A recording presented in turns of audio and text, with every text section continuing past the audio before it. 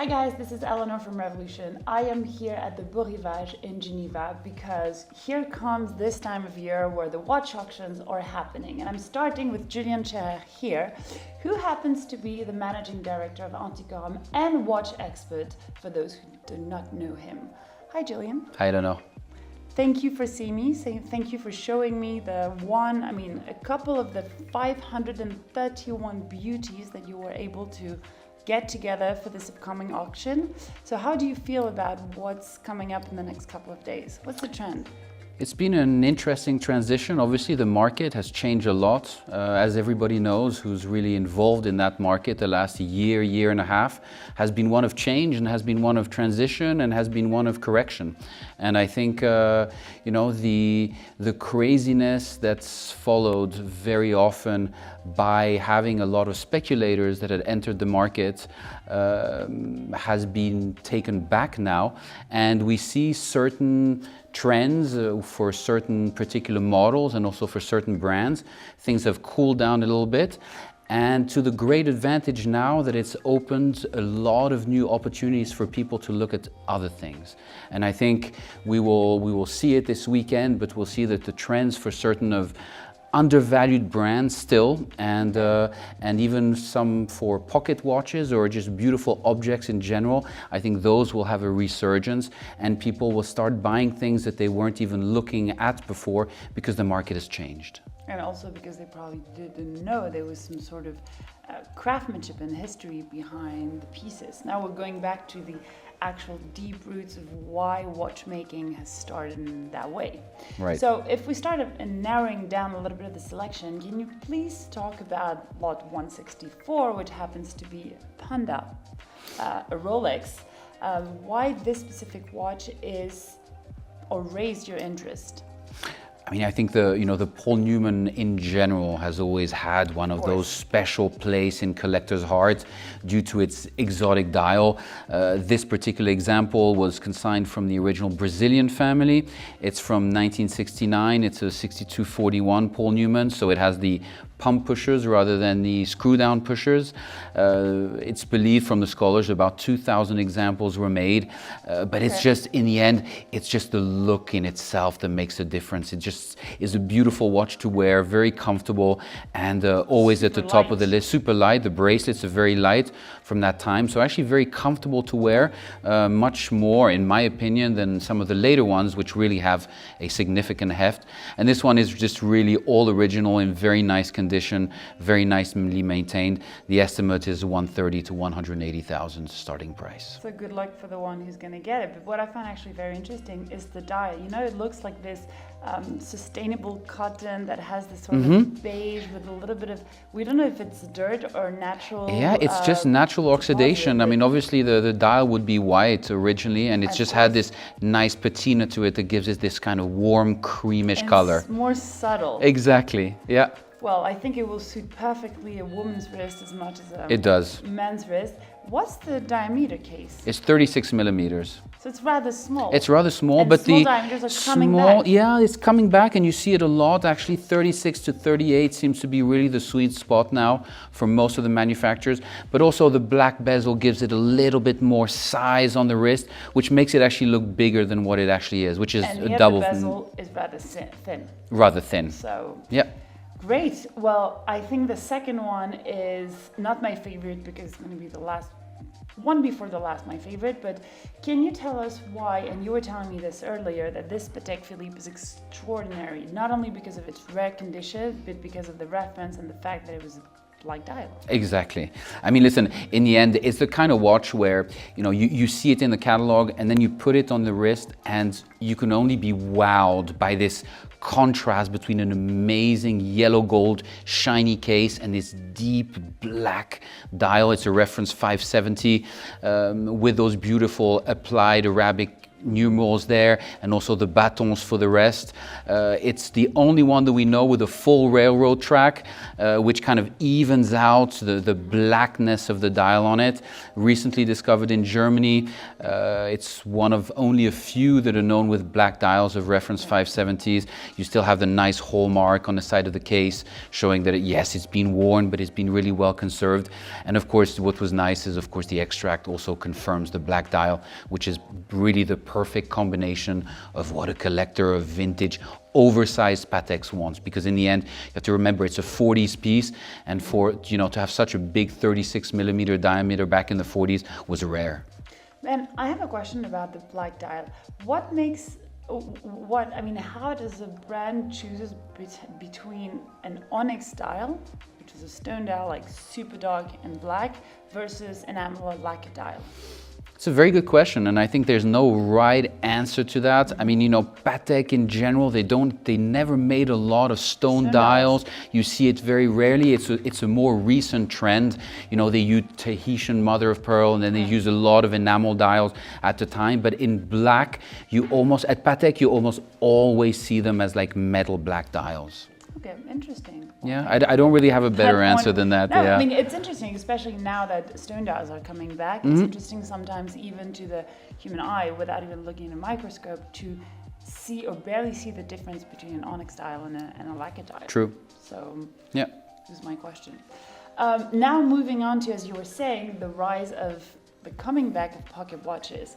This one is rather big, but also very intricate when it comes to detail. You were explaining me that there were not more, but 5 automaton, which makes this lively dial happening with more of a story to tell. Can you give us a little bit of history about this beautiful piece?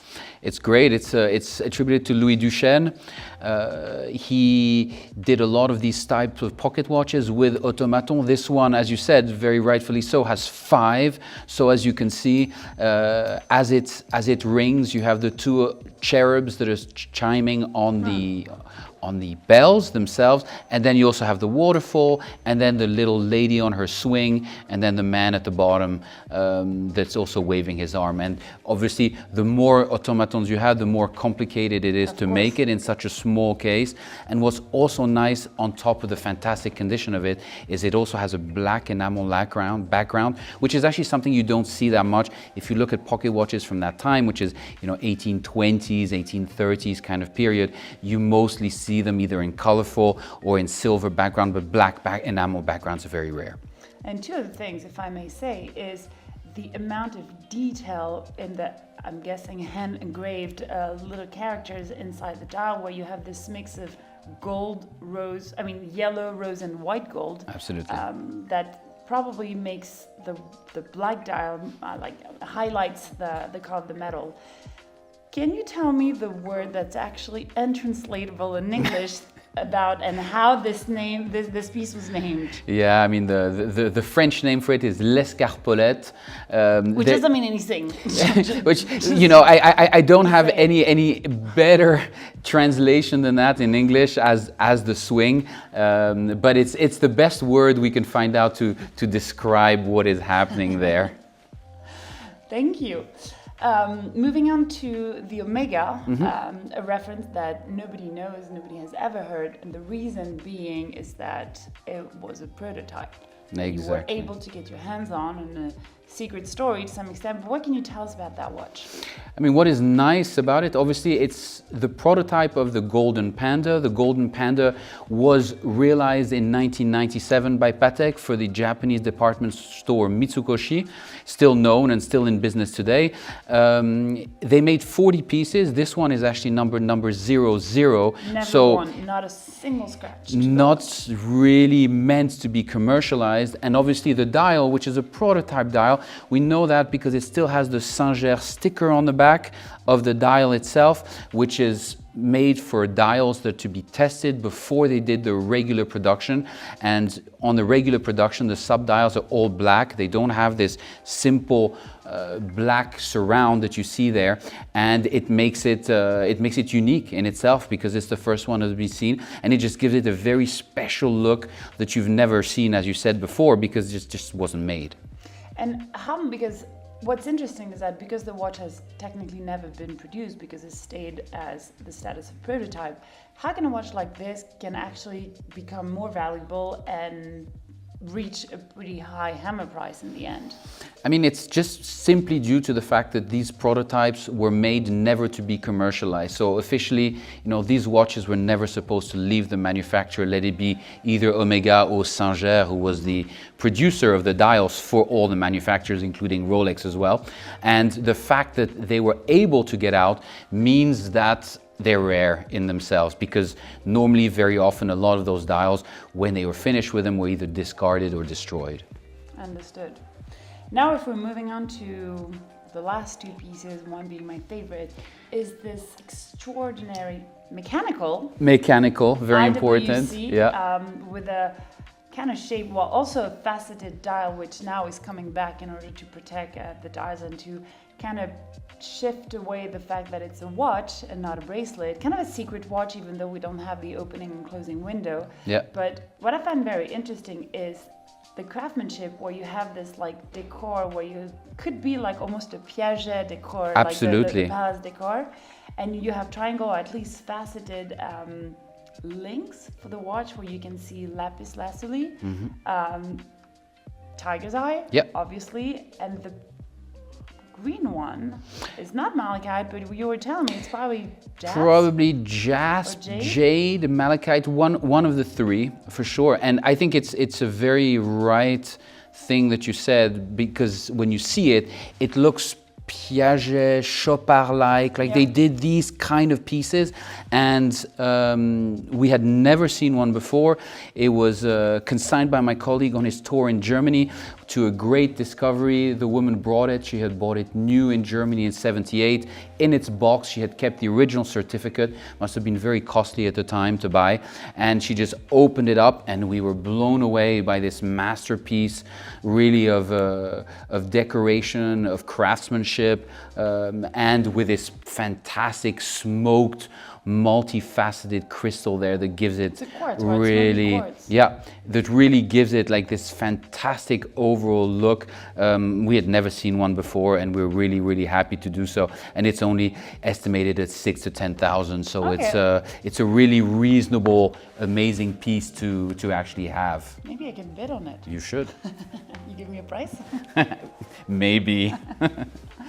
Last but not least, this is, I mean, a very rare knife, but at the same time you have a watch. You also have music. Absolutely. What's the beauty and the story behind this bejeweled pocket knife? I mean, beautiful craftsmanship, obviously for the best, made for the royalties, for the high society people at the time. Probably it's double knifed as well, which is kind of nice. It's double blade. Some people like to call it a fruit knife, if anybody was ever going to use it for such. Don't cut saucisson with it. No, we attributed it to Piguet and Capt. It was at the time where obviously watchmakers were trying to create beautiful objects that were an incarnation of a useful object, but combining this also with a time telling, which could be concealed, obviously, as you showed, by this little flap that can just slide down to reveal the time. And then if you really want to do the best, is you also add music to it, to be able to integrate a tiny little music playing movement inside that pocket watch is absolutely amazing, thinking that we're talking about again in a kind of 1810 period.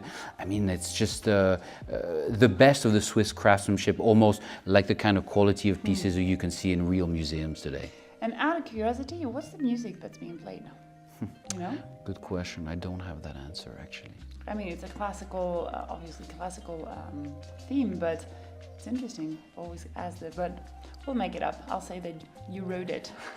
I didn't. When you restored it. Well, one thing is for sure, I didn't recognize the music and myself. Yeah. Well, thank you so much for all these insights. Good luck. Thank you. The sale is happening on Sunday and Monday here at the Beau Rivage in Geneva, or obviously you can bid online. Exactly. Good luck and congratulations for gathering all together these amazing pieces. Thanks, Eleonor. Thank you. Thank you.